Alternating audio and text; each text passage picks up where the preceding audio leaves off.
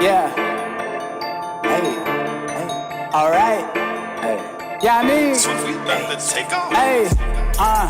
Please do remain calm. About to run against it and with a little bit of soul, no times. Welcome to Please Remain Calm. I'm Ben Gonzalez. And I am Daniel Gonzalez. As always, folks, the opinions expressed here on the Please Remain Calm podcast are our own. They do not reflect the opinions of the Los Angeles City Fire Department, the Los Angeles County Department of Health Services, or, for this episode, the Los Angeles County Fire Department as well. Oh, it's a big county episode, you guys. Big county episode. Our guest today is Trevor Williams. Trevor, say hi. Hey, happy to be here. Trevor is a firefighter with the LA County Fire Department, actually right here near the studio at Fire Station 8 in West Hollywood here. But Trevor has also developed the Williams key, which is a forcible entry tool that I've been seeing advertised all over the place. You know, if you're in this little niche world of like following firefighters and firefighter pages and whatnot, there's no way you've avoided seeing the Williams key. It's been all over the place. And it's funny too, because it's a forcible entry tool. So it's to, force open doors and gates, stuff like that, right? And when you watch like the advertising for it, it's kind of jarring. Yeah. If you're just looking at it as like, damn, I got to watch my house. Yeah. I got to get new like, locks. I'm scared. This thing's in the streets. This guy's got this key. It opens everything. All right. Yeah, like I said, we've been seeing it everywhere and kind of got in touch with each other to talk about coming on the podcast, because if you are involved with firefighting at all, if you're coming up as a firefighter, if you've been on the job for a while, forcible entry is like one of our biggest things that we do. It's something that is used, it can be used on every call, whether it's a medical run, a fire call, a rescue, anything like that. There's security these days, especially with crime being up and all that stuff. Mm-hmm. They're finding out new ways to try to keep places secure. How to make it harder for any old Yahoo to open up a gate or open up a door and shit like that. It's something that every level of firefighter, a first month firefighter, and somebody who's been, like us, who's 10 years on the job, 20 years on the job, or a dummy like me that locks himself out of the house. Well, especially if you work in a place like my district, right? 63s, Venice. We were just talking about the fire we had the other day. Actually, I'll tell you. I'll tell you about that fire, man. Let's gather around. Since I brought it up. Yeah. It's kind of funny, man. Since I brought it up. Yeah, I'll go ahead and talk about it. It's kind of funny because I'm assigned to the rescue, right? I've been, I was at some pretty solid spots in South Central, and I was at Nines downtown about 10 years of my career right before I got to 63s and went to the paramedic rescue. 10 years of fighting fire and lifting patients, stuff like that will do that to you. Jack my back up, bulging discs, and so being on the rescue was like, okay, let me take a little break from the physicality of it and be on the rescue. So being on the rescue, we still go to fires, obviously, but typically, especially in Battalion 4, Battalion 13, some of the busier battalions, you'll get attached to the fire company. You might get attached to the engine company to pull a second line, or you'll get attached to the truck on a commercial or something like that to go up and help cut up there. But for us in Battalion 4, they pretty much keep us like medical group, right? We'll still get all suited up and everything, but we'll pull all our medical gear out, and basically we're standby for our guys that are there if they get hurt, or if they pull somebody out of the fire. There's a paramedic rescue right there with all our gear, and we can try to make a save or save somebody's life. So the other day we get, I was actually day 3 of a 72. So I was coming back from 58. So I had worked the day of 58. So I'm coming back, our dad's old station. And so I get back about 7 o'clock back to 63s, putting all our stuff on the rig. And the engine gets a rubbish fire. So they take off to the boardwalk, the rubbish fire. And when they get there, it's a fully involved commercial. Right, it's a row of commercials. There's a bunch of businesses on the boardwalk there. But talking about the Williams key, I mean, all of those businesses have crazy forcible entry issues and stuff like that. But yeah, they get there. The building's billowing smoke. They fill out the assignment, so we get attached with the light force to fill out the structure assignment. Well, the way 63s is situated, we're parked right in front of the truck in the station. And when we get runs, when we get fires on the boardwalk, The boardwalk area down there is, the streets are a little weird and funky. The boardwalk side is where the addresses are, but that's facing the actual beach itself, right? So all of our water is on Speedway, which is like an alleyway behind those buildings. So the engine company has to go there to get their water, right? So the engine pulled up in the back, laid a line, pulled out 2.5 because we'll post videos of it, but it was a e-bike rental place. And it had already self-vented, and it was stem to stern, fully involved, this one business. And there's maybe 6 other businesses attached to it. So the engine pulls up. They pull a 2.5, right? 'Cause big fire, got to use big water. They pull a 2.5 to the back door, right? Open up that back door. Well, there was like a mezzanine above the back, and there was like an office back there. So they're at the door with a 2.5, but it's not really doing anything because they're hitting a wall back there, and they had to kind of maneuver their way through. So we pull up because we usually take off when there's a fire at the boardwalk. We take off. For those of you that don't know, when a task force goes to a fire, there's a specific order that the task force shows up in, right? Typically it's the truck is first, the engine company is second, and the pump is third. And it's all specific to the way that the operation happens at the fire, right? The engine company will pull up. They'll, snub the duals of the pump or something like that at the hydrant, take off. Now the pump can take that line, hook up to their pump, hook up to the hydrant, and he can pump water to the engine company. Right. When we have a fire on the boardwalk, though, us being in front of the truck, we usually just take off because we can get out of quarters faster than all the guys getting on the truck, and the truck has to fucking start up and it takes a minute to get going, where we're in a Ram truck, basically, So we'll take off to bird dog it, see exactly where the fire is, give the truck an idea of where they can set up and just kind of bird dog the whole thing for the captain too. So we take off, we kind of pull up around to the front of the building. The engine's on the backside. We come running around, ask the engineer if he needs any help, laying his line or whatever. He was good. We won't run up to the engine. They've already got the 2.5 out. They're squirting the back door. And Cat goes, hey, pull a line around to the front. So, they already pulled the 2.5 off. I run over, the engineer hands me an 1.75 inch. I pull that thing around to the front.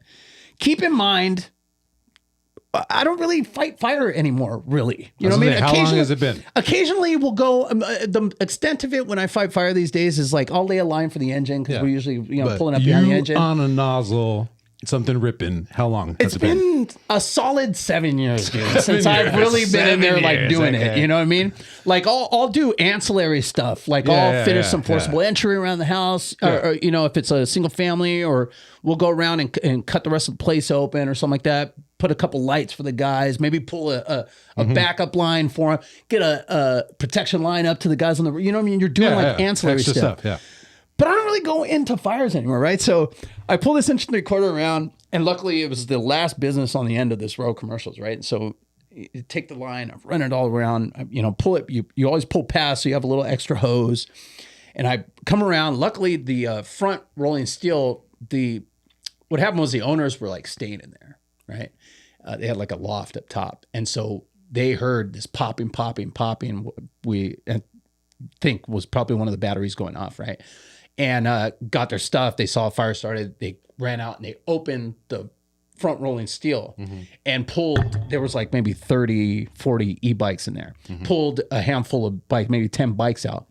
So when I come around the front rolling steel is open. And when I say stem to stern fully involved, I mean, it was like the entire freaking thing was fully involved. The engine hadn't gone around to the front at all? No, they were making entry through the back. Which is basically where like everybody makes entry for. It's like a street alley, right? But it's you could call it the A side. You could call it the front of the occupancy. Anyway, right. So I pull this line. There's all these bikes in front, right? And there's people out front, filming. Well, I always put people to work. If I need some help and you can help me pull this, like, this 4-inch because I'm laying a line or whatever, when we're in South Central, you tell kids like, hey, pull this hose line. People are excited to help you, It's like, holy shit, I'm helping the fire department. So I tell these guys, hey man, can you guys move these bikes out? And they're like, fuck yeah. They run over and they're dragging these bikes. And I laying out the line and call for water. And then I I looked around. I'm like, fuck, I'm the only one here, right? And I see the truck pulled up, and the truck was like trying to spot over there. And I'm like, oh, fuck, dude. So I unzip my thing, pull my mask out, right? Try to remember how to fucking do this thing. Put my helmet back, throw my mask on. And I'm like, okay, all right. I guess I'm fighting fire. And then it was like 3 solid minutes, man, where I was like, it was like Backdraft, dude, where I was like a little kid again, like, or I was like a Ghostbuster or something, just standing in the door, freaking knocking all this fire down. And, you know, obviously you want to have a bigger line when you have a big fire like that, but you know, I had what I had, but knocked down a bunch of fire. I was up there for like 3 to 5 minutes by myself before the second engine brought a two and a half to back me up. And me and him knocked down a majority of the fire. The guys got up on the roof, cut a bunch of holes on the roof. It got into the next business a little bit, but it was a really good fire. And another interesting thing about it was our Captain 2, one of our engineers, and a first house rookie. It was their first day at 63s. Oh, no way. So within 30 minutes of their first day at 63s, we had this bitchin' ripping ass fire. It's like this all the time. Yeah, man. Fucking smoke eaters, man. First house rookie? First house rookie, dude. Up? Yeah. Showed up and fire. and that's like a whole nother, probably should have that kid on. All right. But you know, you show up for your first house, first day. It's freaking nerve-wracking. You're scared. You know what I mean? So, but to have a fire like that right off the bat, it's almost like we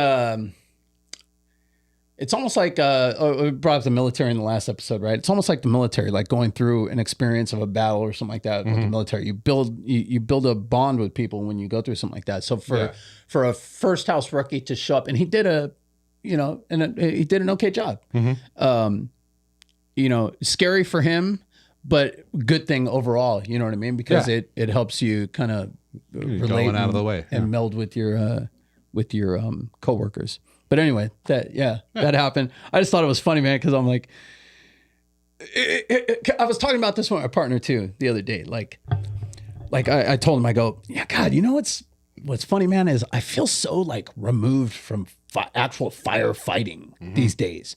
And it's not just the fact that we don't do it all that much anymore, because it is kind of like riding a bike. You know what I mean? Like I know what to look out for. I've been to plenty of fires and I feel comfortable in it. There's no like fear or anything. But like, since I was like actively fighting fire, like a regular thing when I was at 57s or 9s or whatever, it's almost like your uniform, in football or baseball, like when I pitched, right, for baseball, everything felt comfortable because it was my shit. My glove fit my hand perfectly. Yeah. My, sliding shorts, they knew that the way I kicked and everything felt comfortable. You know what I mean? My hat was like melted to my head because I've worn it in 50 different games. But this time it felt weird. Well, like, yeah, because your mask had the price tag on it. We have all new turnouts. We just got new helmets, right? They completely changed like the complete style and type of helmet that we have. Yeah. Completely different SCBAs. You know what I mean? When you're like at a place where you're actively fighting fire, like on the regular, you're throwing your shit all the time. You're throwing your turnouts. You go to turnout world and have them outfitted with the pockets the way you want them, because that's the way you've always had your webbing on this arm and this on this arm. And so it's almost second nature when you're doing something, you're working, you're like, oh shit, I need a wedge. Oh, I know my wedges are right here. It's second nature, Yeah. My turnouts don't feel like that anymore. Right? Because like I don't wear them all the time. I don't have them like fully outfitted with all firefighting shit. Like I got like medical gloves in this pocket. You know what I'm saying? Yeah. So like, and I was having this conversation with a partner, like, it just feels weird, like fighting fire. I don't feel like I used to feel like a fucking, like a smoke, like a fire slayer where like everything feels comfortable. And I feel like this 7 foot tall, presence when I'm there with my shit on. I kind of feel just like a little bit of a fish out of water. Yeah, because somebody put the shit on. Yeah. So then when I wind up in front of, it's like that first in cartoon that dad has in the house where like the truck's pulling up and it's like, this drawing. Have you seen those drawings? Right. That's what it felt like. It was just like, holy fuck, this is a good going fire right here. And I was like, holy shit, I'm gonna fight this fire, put this damn thing on. Yeah. But it was just funny. I thought that was hold on, man. The Turnout Worlds, that's a real place? Or you just made that up? No. Turnout World, that's what they call it. Yeah. That's what they call like our turnout place for LA City. Okay, all right, yeah. I was picturing like a Costco of fucking turnouts, you know? Yeah, but it's like Disneyland. Yeah. Anyway, okay, so let's get back in the episode here. That's my story for the day, folks. But yeah, I did post the civilians that were there that helped me pull the bikes out. Took some amazing videos of, and there's a page called Venice Paparazzi that took some amazing videos of that fire. But our guest, also a firefighter, also at a task force, right? Yep. Yeah. So there's only like a few task force for the county, right? Yeah, there's not too many. Firehouse 8 has the first truck, and now we have a light force or task force. We have an engine, a 2-car which follows our truck. Yeah, and also a squad, paramedic squad. Yeah. God, I wish we would go. So squads. It's a truck. It's not a Quint. It's a Quint. We call it a truck. Yeah. Okay. Yeah, because our 2-car gives us water, so we treat it like a truck. Yeah. Cool. And also at a touristy first in. Yeah. A lot of visitors. A lot of people come to party. You guys have like similarities. To your districts. You know. Exciting area, and if this studio caught on fire, we might show up on it. You know? Yeah. We're down the street. It's a challenging district too, man. 8's because you have a pretty good spread of what you can respond to. I mean, you have, obviously Hollywood is in West Hollywood. There's a lot of partying. Mm-hmm. There's a lot of drugs. There's homeless. But then you also have the Hollywood Hills here, which when you have a structure fire in these hills, there's a lot of challenges that you have when fighting fire in the hills. High rises, hotels, nightclubs. Below grade, things going downhill. Languages. Yep, spoken. Russian. A big Russian community out here. We go on. We're part of a strike team for brush fires, so we'll send one of our engines out for that. Yeah. Just very dynamic area to work in. Even something as simple as like spotting to a fire up here. Like you get one of these bigger houses going. These windy streets. The streets are so windy, but not only the streets, some of the damn driveways for the homes. You'll get like a gate in the front, and then it's another like private street just to get to the house from the friggin' driveway. You know, it's a crazy place to work. How long have you been assigned here to 8's? I've been at 8's almost my whole career with LA County, so it was my second spot off of probation. Oh, cool, man. I've been there for 7 years. Yeah. Oh, wow. So. You work at another department before county? Not career. I did volunteer for Sierra Madre Fire Department. Oh, okay. Yeah. Cool. 4 years with them. So you were a medic too? No, never a medic. Oh, okay. No, that you could just take your state academy, put in your app, and it's kind of like a good stepping stone to become career. Yeah. And now I believe they're all paid over there. So. Oh, they are. Yeah. Look at that. Let's anytime we have a firefighter on, I always like to hear your like journey story of how you even decided you wanted to get into this career and what path you took to get there. Because I always tell people, just like through doing this and I used to run the station's Instagram page and just having like a social media presence. I get a lot of, especially since we've been doing the show, we get a lot of up and comers that are, just starting out, just getting into EMT school. Hey man, I just took the test for this, any pointers, stuff like that. I like to show people how, the fire department is a melting pot of people that come from all kinds of different backgrounds and stuff like that. How did the spark of even becoming a firefighter start with you? Yeah. My journey was pretty long, and I used to get jealous of people who put in one app and got hired off their first test. And now I look back and I'm grateful for my journey because it built me into who I am today. But sure. I was born in Virginia. When I was 4, my family moved to Africa doing missionary work. Oh, wow. My dad worked for World Vision, which is a large nonprofit organization. Mm-hmm. And they do emergency relief work and build schools and sponsor kids. And what part of Africa? At the time, it was called Zaire. Oh, okay. It's called Democratic Republic of Congo now. There was a war going on when we went there. The Hotel Rwanda, have you seen that movie? Yeah. Okay, so we were there during that time, and Zaire borders Rwanda. Right. So we were being affected by that quite a bit. You'd hear the gunshots, and I was pretty young, so you know, mom would say, "Oh, firecrackers," you know. But and where were you guys? Like, what was your living situation there at this time? Was there any kind of protection?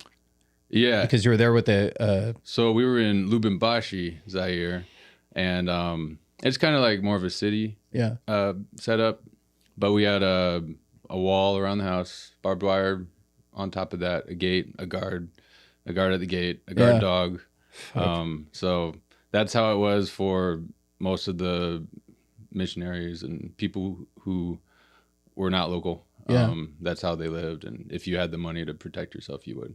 How long were you there? And so Africa was about 4 years. We didn't stay the whole time in Zaire. It got really bad, so we evacuated to South Africa, and South Africa was bad too. We didn't know. This was you 4, 5, 6, 7, 8. Just as Africa, just young, you know. And you know that I didn't know any better. I thought African wars had a war childhood, you know. Dude, that's wild, man. But yeah, Johannesburg in South Africa. We were only there a year before we tried to move back to Zaire, and we weren't there for very long before we came to the States. Johannesburg was so bad, you guys were like get us back to Zaire. Well, dude, I mean, it wasn't as bad, but it was still dangerous. Johannesburg is like a lot like you could confuse it for America, but the gangs are bad. Yeah. So we, the house that we moved into, apparently, like the family before us had been killed in the house. We didn't find out until after we moved. Jesus. They don't have to disclose that in Africa.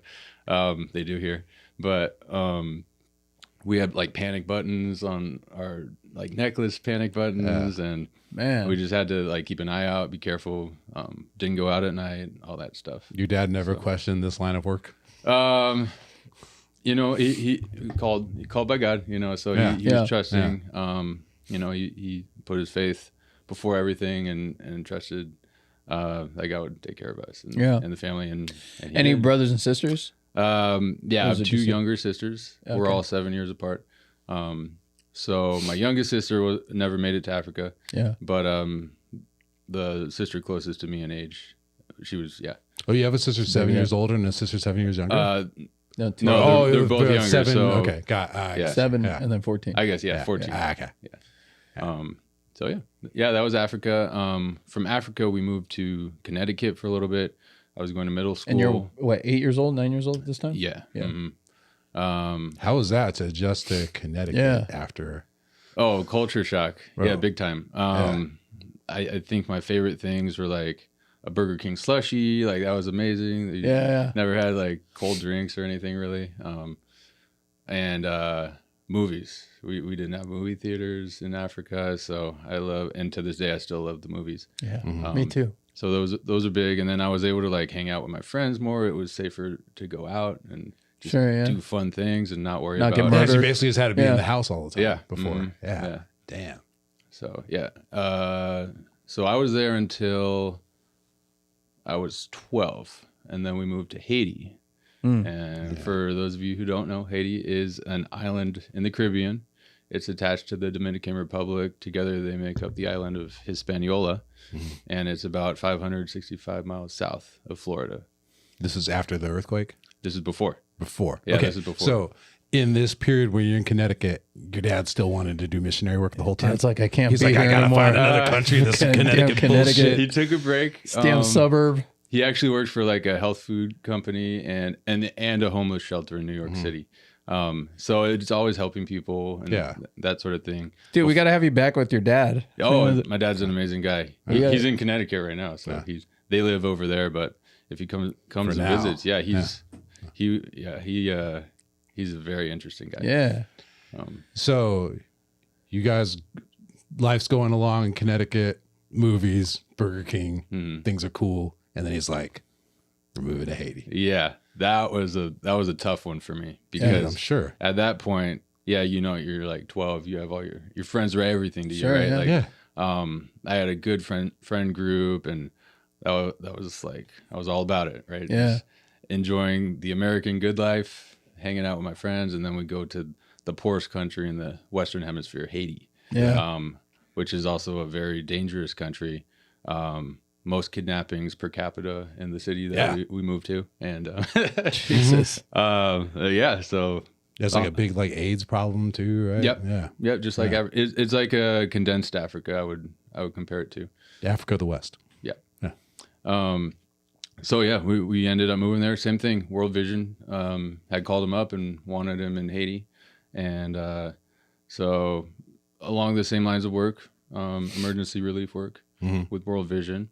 And I went through high school there. So I ended up at a English speaking private school, and it would be like school and home and church and home, and like that was pretty much it. Like it was pretty dangerous. I'll say you're back to where you were. There was no Burger King. No Burger King. This damn drink is hot. Yep. So that first year was really tough on me. I had to really wrap my head around the fact that it's day by day over there. Like you definitely, you're seeing dead people in the street. You're hearing gunfires. Like everybody has guard dogs, and there's barbed wire, and there's walls, and there's riots. They burn tires all the time. Like you can always see loom ups. Yeah. And all over the city all the time. You can call them headers, dude. All right, there we go. You checked them. I don't know what we can say on the show. But, this is like 5 years that you do this, basically? I think it was 3. Yeah. So I actually moved to California. I was still in high school. Okay. And we had to like really evacuate out of Haiti. It was getting really bad. The government was being ousted. He got overthrown. Yeah. And then get assassinated? Didn't the president get assassinated? Haiti? More recently, yeah. Okay. But this is after that. Yeah, this guy, he fled the country. I think he went to Africa. But he was paying gangs to like cause violence, kill people, just like destroy the country. Yeah. And there was an earthquake while you were there? Or was that so I experienced the Haiti earthquake in 2010, 5 years later. And I moved to California, got established, but went back to visit. It was my first time visiting Haiti after being out of the country for 5 years. Like your parents stay? Were your parents still there? Yeah. Oh, okay, no way. So you got out on your own? We got out together, and then I established myself here, started pursuing firefighting, and they moved back. This is while you were in high school still? You were finishing high school? They left right as I finished high school. Oh, wow. Yeah, when I was 18. Damn. So, yeah, most people like leave their family. My family left me. But you were kind of like, all right with it. Yeah. No, I was good. I was pretty independent. You don't want to go to Haiti. I grew up fast with like everything that we had already I'll been bet. through. You had to. Dude, so you go back and visit, and then that's when the earthquake hits? Mm-hmm. Yeah. Damn. It was crazy timing. Didn't plan it. Obviously, we don't know like when a natural disaster is going to happen. And I got there. The reason for the visit was I hadn't been there in a while. So go see my friends and visit my family. And I'd also had some fire training. At that point, I was an explorer. I had my EMT certification. I'd taken some college classes for fire science, and the United Nations was opening up like a fire department, I guess, like a very like minimal fire department. Sure, yeah. So I went to see if I could like help out and volunteer. And where were you an explorer at? What county or? LA County. Okay, yeah. You went through like their Explorer Academy and all that stuff. Okay, yeah, in 2008, class of 48, Fire Explorer. Academy is when I graduated, but I did like 5 or 6 years. It's like the whole stint. That's one of the really great things that county, in my opinion, does better than the city as far as like their explorers. That Explorer Academy is really great. If for you kids out there that are looking for a volunteer program or something like that, LA County's Explorer program puts them through Explorer Academy, which is like a little mini fire academy to teach you basically how to be an explorer, how to be fight fire a little bit, and go to musters and different things like that. But then you show up to the fire station, you're basically like an extra firefighter. You just can't go into any fires or anything that's like immediately dangerous to your life.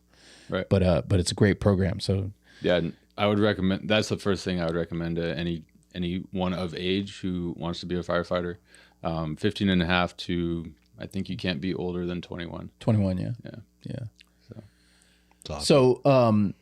So you have all your EMT, you've gone through an Explorer Academy, you've been exposed to some firefighting, a little bit of rescue stuff probably. and you hear about the UN trying to start somewhat of a fire department, so you came back to try to volunteer. And how long had you been there before the earthquake hits?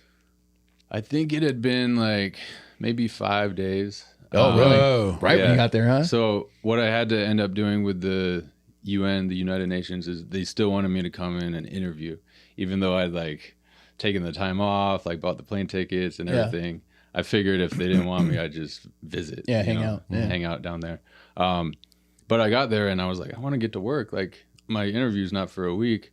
How about I call them up and see if we could do the interview early. And that saved my life. Had I done that interview, it was on the day of the earthquake.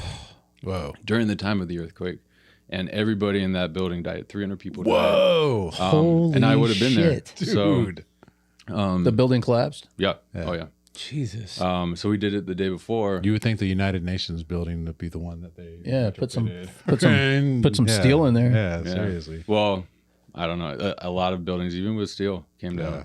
It was just a massive earthquake. So some facts. It was a 7.0 earthquake, which some people don't think is very big, but it is, especially if your infrastructure is not very strong. Sure, yeah. And also the duration of time. It was 39 seconds long. Oh, it was pretty long. Man. Yeah. After 5 seconds, it's like really scary. Like it's not fun anymore. And then it was shallow. It was like very shallow to the surface. So, I was on the second floor of an orphanage when the earthquake hit. And the 39 seconds seemed like 5-10 minutes. It seemed like sure, dude. forever. Yeah, that's so long. And I'd never, even living in California, I never really experienced a good earthquake. Or not good, but like a sizable earthquake where I recognized it. And so at first I thought like maybe a Big Mac truck was barreling down the street. Yeah. And, but yeah, it pretty soon, like somebody yelled earthquake. I'm like, oh shoot. Yeah, definitely an earthquake. Yeah. And, it got like super loud and the buildings around us started coming down.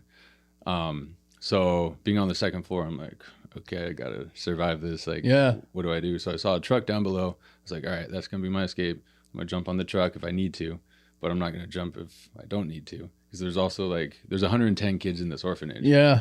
And so I want to look out for them too, but I can't help them as a fireman. Like, can't help them if I'm dead too. So I gotta save myself and save everybody else.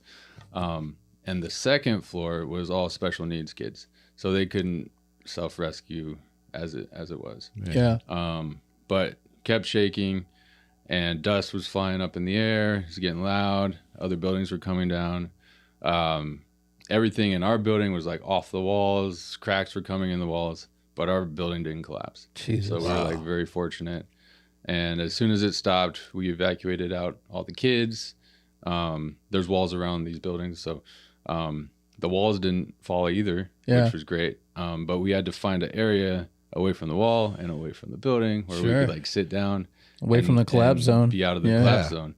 And after that, there was like over the next couple of weeks, there's hundreds of aftershocks, and some as big as 5.0, which brought down which more is buildings. big. Yeah, especially like in a compromised structure. Those will bring down more buildings, kill more people. Jesus. So yeah, that was my experience. Later that night, I wasn't with my family. Later that night, my dad found me, and it was dark by this point. None of the cell phones worked. All the towers went down. Everybody's trying to make calls. Not working. There's no communication. I didn't know how big it was because I was down in the city.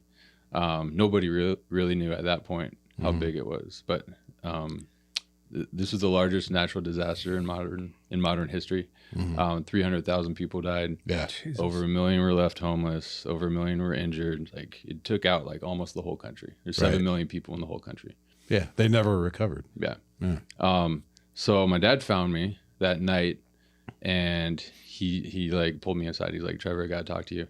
I went back to the apartment where your mom and your sisters were, and there's nobody alive in those apartments, and we knew that your mom and sisters were there during the time of the earthquake, and so they were on the bottom floor of a 5-story apartment, hanging off the side of a mountain that pancaked down. Like every floor came down, and so he basically said that they're dead. Yeah. Unconfirmed, but nobody's alive in the apartments. So I was like, nah, there's no way. Like, Jesus. I didn't want to believe it.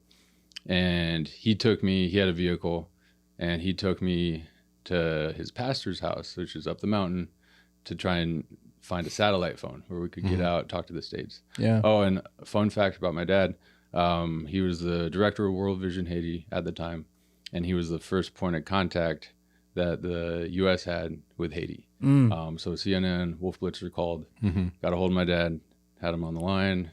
What's going on down there? He had no idea. Yeah. It was like seconds after it happened. But so, yeah. Wow. So we got up to this mountain, and it's a little bit safer up there. It took us a long time because there's all these like the streets are, you're pretty much making your own streets because all these walls fell into the street. There's bodies in the streets. You don't want to run over those out of respect. So it was just really hard navigating around the city. We did make a phone call on a satellite phone, called a few people back in the States, told them me and my dad, we're good. We don't know about anybody else. Yeah. We're planning our next attack, I guess, on what we're going to do. So that night, couldn't sleep. More and more aftershocks were hitting.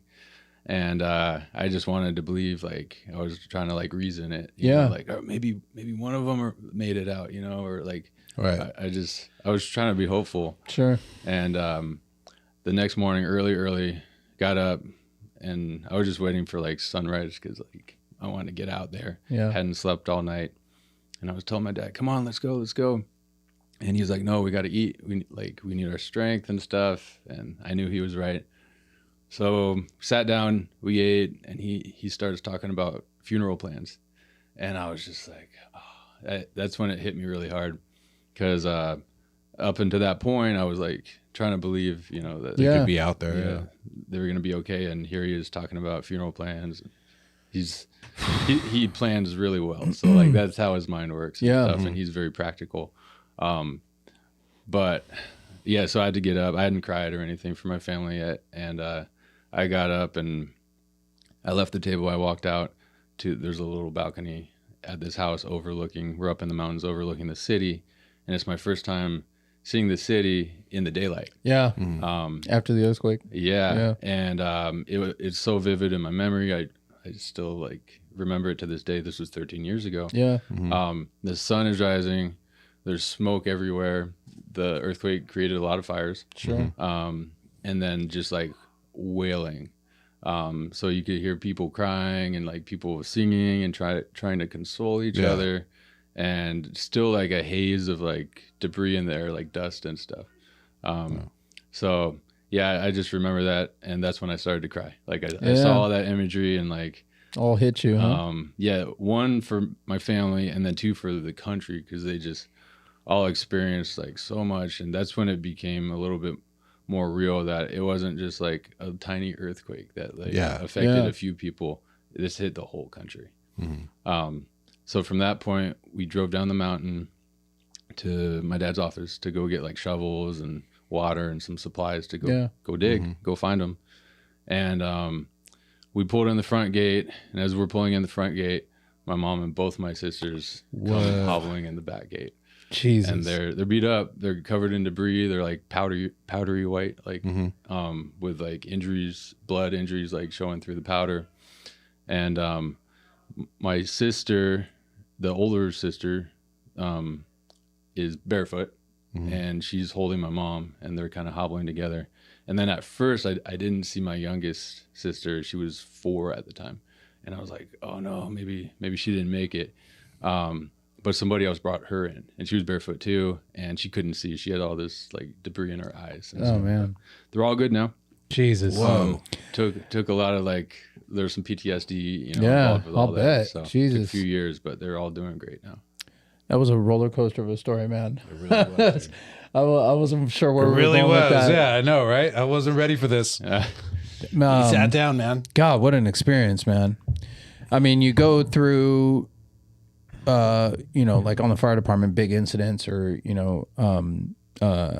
I used to be involved with USAR with our department, and we've gone through a couple of the train derailments and La Conchita landslide up by Santa Barbara when I was in my third house. And it hits you, a certain way, especially when like La Conchita is kind of a little bit of the same, huge hillside collapse on this little surf town, La Conchita, and basically buried the whole town. And we're there digging people out for days and days and days. But when it involves family and people that you know and love, and the not knowing and not being able to communicate, like all that together, I can only imagine seeing that sunrise in the morning and letting that all soak in and having it hit you. It's crazy, man. Yeah. Was that the catalyst for leaving Haiti, or since your dad was so involved with the relief situation there, did he have to obviously stay there and help with all that stuff, or what was the next step after you found your family? And so pretty much right after we found the family, we were trying to give them like medical attention and stuff. Yeah. But one of the stops was my dad passed the baton to the second in command over at World Vision, and they knew that our situation was kind of unique, where like we all were majorly affected, but without any deaths.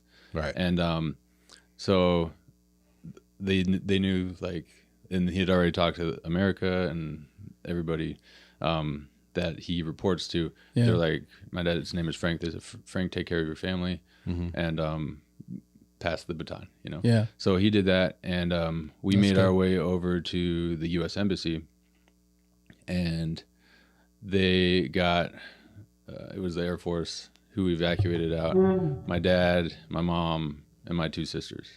And I was like, I gotta stay. Like, I have all this training. Like, I want to help. Yeah. I know the language. I'm an EMT. Now, you had your interview with the UN already. Were you part of that organization now, or had that not gotten to that part before I did go back there. I even had like a ID badge and everything.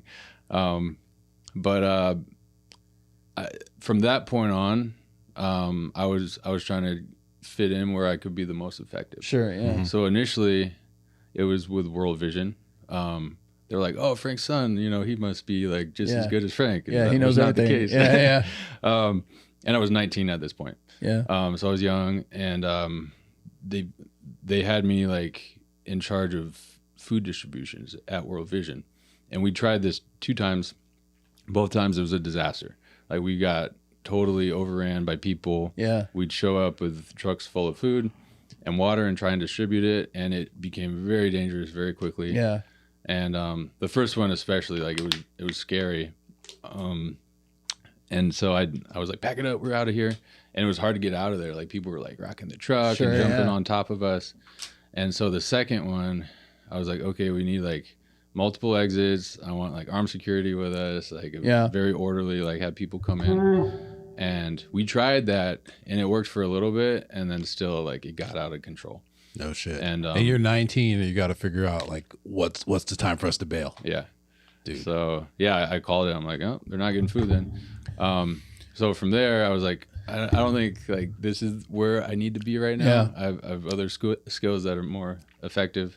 I ended up joining up with a private search and rescue team, and we went around the city trying to help pull bodies out and stuff. Yeah. And it was tough. I did see LA County's Task Force 2 search and rescue team. They came down. I was wearing county stuff. Oh yeah. Because I was still an explorer at the time, and I lost everything in our apartment collapse. But I was wearing a county hat, a county shirt.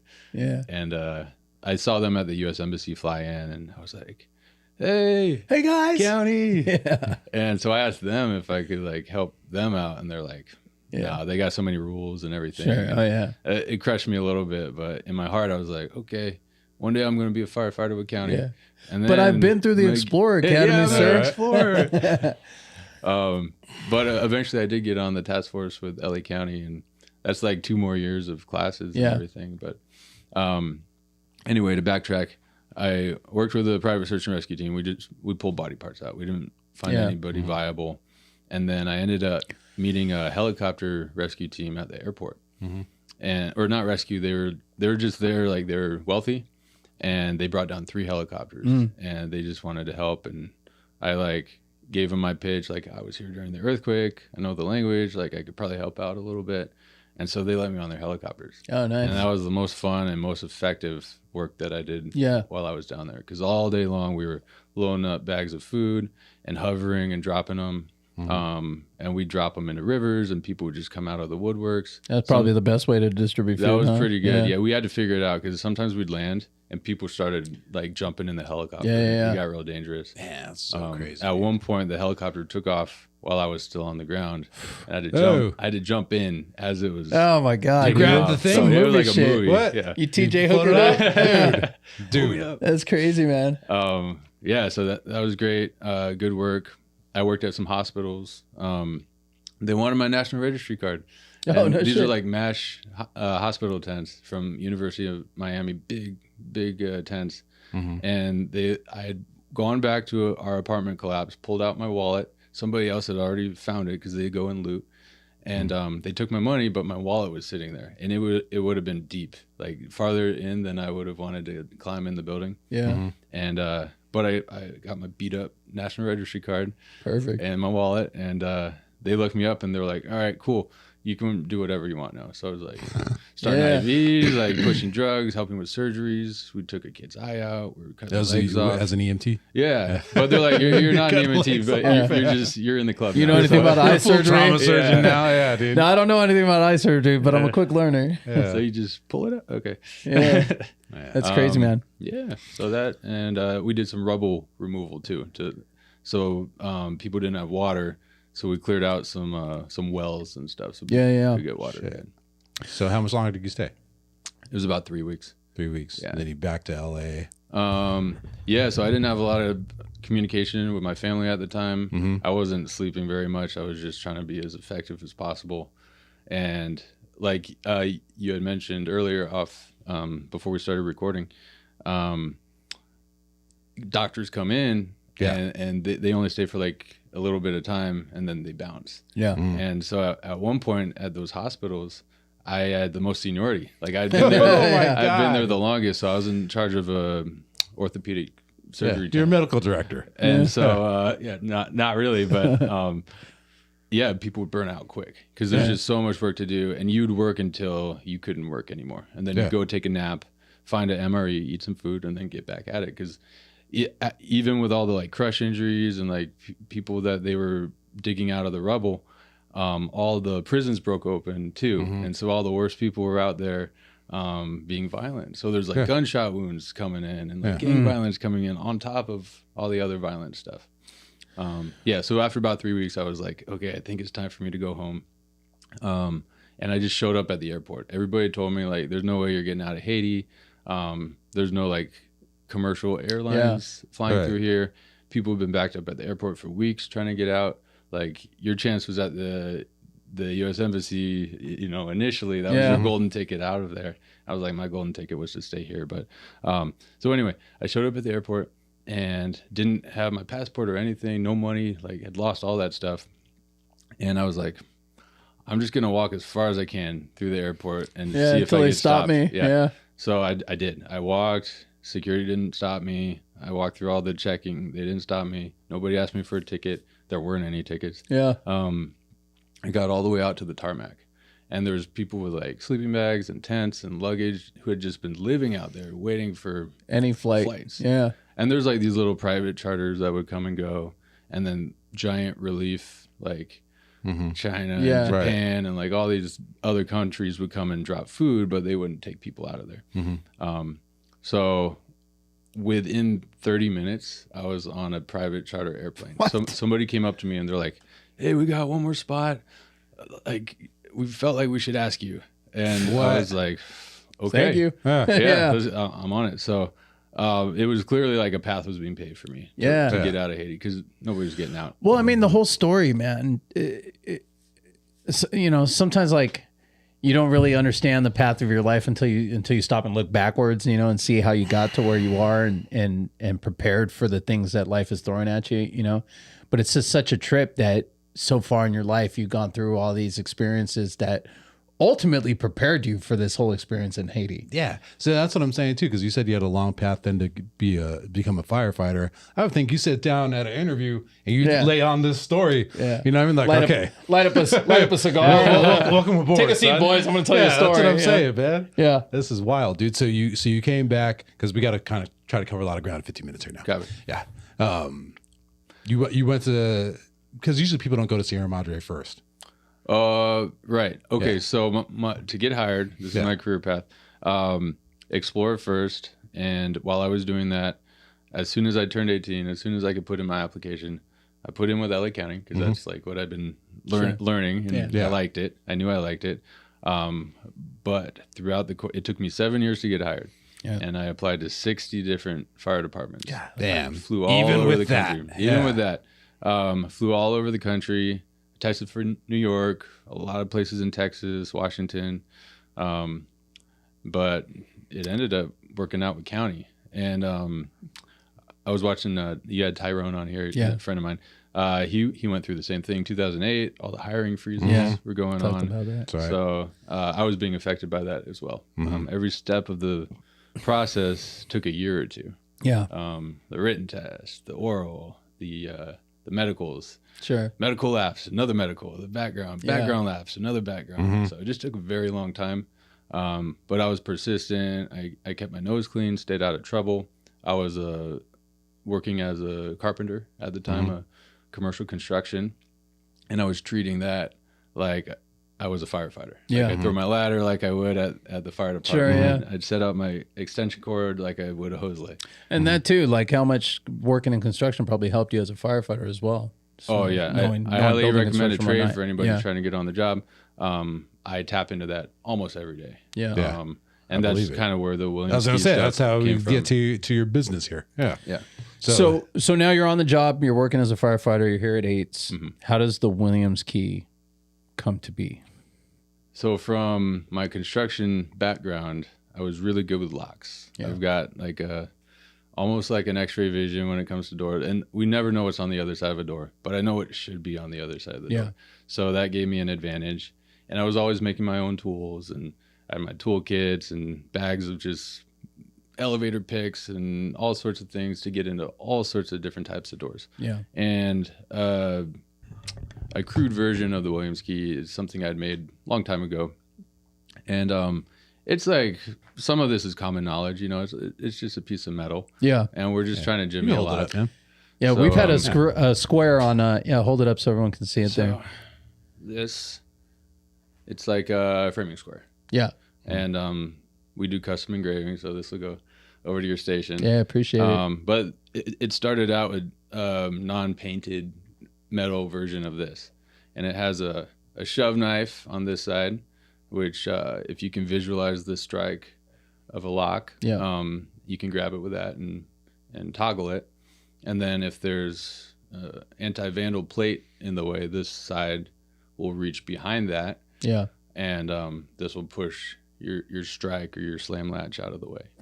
If you guys go to the Williams Key Instagram page, he has a lot of examples on there of the different types of doors and stuff. It really is kind of amazing and jarring. We were talking about it earlier about damn man, this thing opens every goddamn door. Like what? Like we're trying to figure out what type of lock we can get to secure our place better, dude. Like I'm just putting a Ring doorbell in my house now, you know what I mean? I gotta up the game. When you first made your first one, you just made it for yourself to have at the station and started using it on incidents, stuff like that. And then were guys like, "Oh shit, that's pretty cool." Yeah, exactly. So I was pulling it out on almost every call, and it was working a lot of the time. It doesn't work all the time, but it works a lot of the time. And like it's not going to open a deadbolt or anything like that, So, and I was like, I should sell locks on my website too, like, hey, if you're worried about the Williams key, get a better lock, exactly. I have one for sale. The Williams lock. But yeah, people saw me using this all the time. And before long, they're like, hey, can I get one of those? And people started asking me. And it's like not that easy to make, there's a process to it. So eventually enough people would ask me to where I was like, I'm gonna make a small batch. And so I did and gave it to like 20 people. And then it's just like word of mouth took off. Hey, can I buy one of your tools? And then the batches started getting larger and larger. I found out I could engrave on them. So that the custom thing, everybody loves that. Everybody loves those. Yeah. I think that really helped. Anything you can customize, like less likely to get stolen. And if you're selling it to firefighters, yeah, they love all that having stuff. your name on shit. And then I used to engrave the logo, and it was like I've done like 15,000 of these at this point, so that was taking a lot of time. So now we screen print the logo, which actually turns out nicer. But yeah, it just took off fast from there, and my life has been moving 1,000 miles an hour ever since. How long have you been doing it? 2020 is when it really like took off. Yeah. And are you selling them all over the country now? Like we've shipping all over the country? All 50 states and probably 30 different countries, like internationally. Oh, wow. Jeez. Yeah, I've got a big map in my office with like pins on it. And that's awesome. I don't keep track of the U.S. anymore because it's just like everywhere. Yeah, everywhere. Yeah. But the new countries, I'm like, all right, cool. We'll throw another pin up. Yeah. Cool, man. Well, it's like I said, man, every damn firefighting page that I follow, I've seen an advertisement for Williams key on it. Nice. And yeah, like I said, every single call is a call that you can use the same. You could use it, yeah. You know? Yeah. I mean, obviously, if there's a fire, we want to like kick down the door. Yeah. We'll cut that thing open. Aggressive. Yeah. Like I love irons and rotary saws too. There's a time and place for those. Sure, yeah. But if we don't need to, like I know how much a door costs, like $2,000-3,000 to replace. Absolutely. Mm-hmm. And you don't want to leave your grandma with a broken door if you don't have to, especially if you went in the wrong house. Yeah, and people should know that is always a consideration when we come on to stuff that like we're always looking for. Obviously, we got to get in. There's an emergency. We got to get in, or grandma fell down in the back and she can't get to the front door or something like that. But we're always trying to consider the way we can get in with the least amount of damage. Yeah. Mm-hmm. We have a lot of newer construction apartment building, like enclosed apartment buildings with like metal door frames and stuff like that, where like you got to cut it. You're not gonna kick it in. You're not gonna cut it. So you find maybe you'll cut a square out of the drywall to reach through and get your hand. You're always kind of, it's like one of the things a good firefighter is always going to try to think about. How can I do this best without destroying this person's property? Yeah. And this thing makes that just a whole lot easier, man. Yeah. This was cool, man. This is like we're Shark Tank. Yeah. Kind of, you know what I'm saying? He gave us his story, pitched the product. Yeah. You know what I'm saying? No, it's great, man. Yeah. Do you want to go on Shark Tank? No, a lot of people ask me that. I'm busy enough. Right. I want to stay a firefighter. Like I love my job. I do it for free. If I become like independently wealthy or whatever from this stuff, I'd like to keep being a fireman. I just love it. Is this patented? Do you have a patent on it? No, this stuff is so simple. It's like a piece of metal and stuff. So I don't, and I tell people don't trust Shark Tank. Trust me. Yeah, right. I've got a bad Shark Tank story. Well, I tell people, hey, if you can't afford it, I'm just out here trying to help people. So if you can't afford it, make it yourself. Yeah. I have other products and stuff too that are a little more complicated, and maybe buy those for me. But like it's a nice product. I've branded it well. Like that kind of sells it and protects it and whatnot. There's other tools out there like this. Yeah. But I think people come to me because they know it's a good product. Sure. And they know they're getting something substantial. So sure. Yeah. And they don't even know your backstory. Right. Yeah. No, that's what I'm saying. It's a cool origin now story. They do. This was crazy, dude. Well, awesome, man. We're coming up to time right now, but amazing story. Obviously, we got in touch because we're interested in the tool, and then in talking to you and getting to know you, found out this crazy story about your life. Yeah, seriously. I just think it's incredible the way your path led you to, having such a big impact to the people that you were helping in Haiti, and how your path just led you that and really prepared you for that. Yeah. We talked about burnout with different people that go and volunteer and stuff like that. So to have grown up in areas like that, in situations like that, with that kind of like just turmoil happening all around you, really kind of helps to put you at ease when you're, forced to be in a situation like that and in a position to help people. Yeah. So it's just funny to me, like all these stories that we hear from different people that come on the podcast, and we're not very religious at all, but it's just crazy, like how it always tends to lean toward, God, it really seems like life prepared you for this thing that you went through, man. Yeah. So hearing your story is just incredible to me, man. And if you're ever interested in doing any kind of volunteer work like that or anything like that, we have another episode with the disaster relief person that talked all about that as well. Give this episode another listen and look into doing those things, because I'm sure they're incredibly fulfilling too, to be able to go and work and do stuff like that, missionary work. Yeah, the episode he's talking about, I think it's 83. It's Mike Noon, International Disaster Aid Worker. It's pretty cool, pretty interesting stuff. Trevor, thank you for coming on, man. Really appreciate it. This was awesome. Thanks for having me. Where can people find your product and buy one if they want to? WilliamsKey.com is the best place to go. We've got a lot of distributors now at this point, so if you Google it, you'll find a spot. And then all the social media stuff, the Williams Key. Okay. Instagram, TikTok, YouTube. And then if you have questions, feel free to email me, thewilliamskey@gmail.com. Right. I'm always down to talk shop, and send me pictures of doors, some of your videos. I'm constantly getting content from people who are like, check this out. Look what I can do with it. Yeah. Cool. You're like, oh shit, I didn't even think about that. Yeah. All right. When's your book coming out, man? Funny you should mention that. Yeah. I did start a book a long time ago. Yeah. I haven't finished it. You definitely got to finish that, dude. Yeah, I'm in on you this definitely got to finish that. 100%, dude. Yeah, that's story. And when you do, we'll have you back on. You tell the whole story again. Give you guys a signed copy, Yeah, definitely, dude. Definitely. Yeah, seriously, dude. You guys can follow me at DannyGonzo34 on Instagram.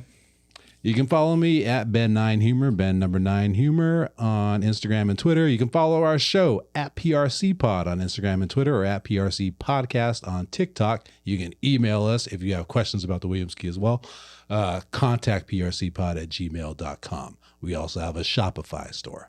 T-shirts. Mr. Williams here is going to get one of these T-shirts. Cool T-shirts, you guys. And he also has his own merch that he brought. We do. Because we've got stickers. He's got stickers. Yeah. These are cool stickers. Hold them up. We got a ton of stickers. Look at this. Look at this Williams Key Enterprises. Yeah, man. He's doing it right here. Yeah, look at this. A hoodie. We got apparel. We got hats. Yeah. We got door tags. Let's see here. This matches the shirt. Yeah, nice. That's the logo. Yeah, that's cool. People love the Punisher stuff, logo. Yeah. So it's actually it's similar. It's a keyhole. It's a keyhole. So yeah. And then I'll just show this real quick. These are door hangers for after you break into a place and nobody is home. You can leave them a little message so they don't think they got robbed. Yeah, that's a great idea. That's another little product. So, yeah. Well, awesome.